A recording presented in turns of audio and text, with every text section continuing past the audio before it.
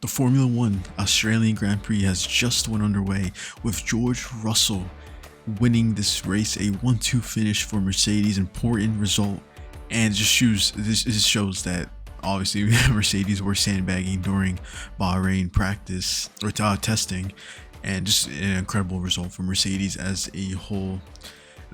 Here's how it finished, with George Russell first, kimiantonelli second, the two Ferraris, which they had pace better than last season, obviously, with Leclerc third, Hamilton fourth, landonorris fifth. You don't see oscarpiastri here because we'll get to it in a second. Maxverstappen sixth after finishing towards the bottom after crashing during Q3.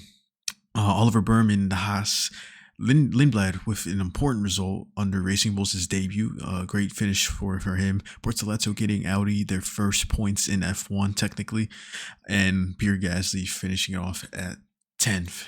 And then also you have the constructors with Mercedes with 43, Ferrari 27, McLaren 10, and then so on and so forth for the other teams there. Cadillac, you didn't expect much from them really. Same with Aston Martin. They were back and forth going in and out. Bottas had car issues. Aston Martin obviously had issues.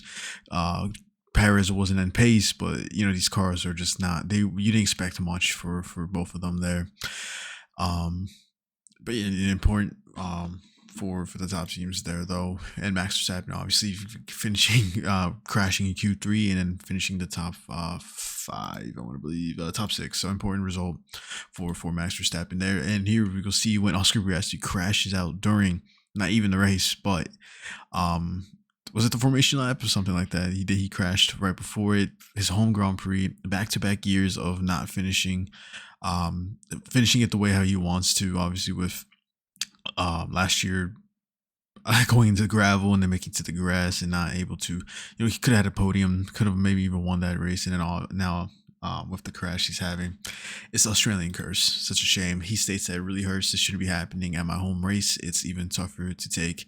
And it is. You have the fans, his family, his country, his backing, just for it not to go out the way that he wanted. It sucks, but you 100% bounce back from that. Like I said before, Lindblad with an important points, P8 in his debut race. He told Lando that he'll see him in a couple of years, and that's what he's doing. Important results for him there. And then I also stated earlier, Bortoleto getting their first points in the constructors for Audi, so huge from them. Max Verstappen comes out and says again, which gets really repetitive and annoying, he's been saying it for years, I could leave if regulations don't improve. Well, like Lando said a few weeks ago, just leave if you want to. We're always saying he's gonna leave. If you just leave, then you can go in any motorsport that you please and it'll take you in a heartbeat. If you dislike F1 so much, then just leave. Honestly, it just gets repetitive at this point. I know you like the regulations, it's not just you, but come on. Like you hear Charles compares the 2026 F1 boost to Mario Kart mushroom. It's like a Mario Kart mushroom, he said, after finishing third in Australia. And we'll talk about the Ferrari if not pitting during the virtual safety car. Norris comes back and criticizing it's too artificial and too dangerous. We could have serious accidents. You saw 5 cars in the first 20 laps, I believe, being out. It was really bad. You had the Cadillacs, the Aston Martins.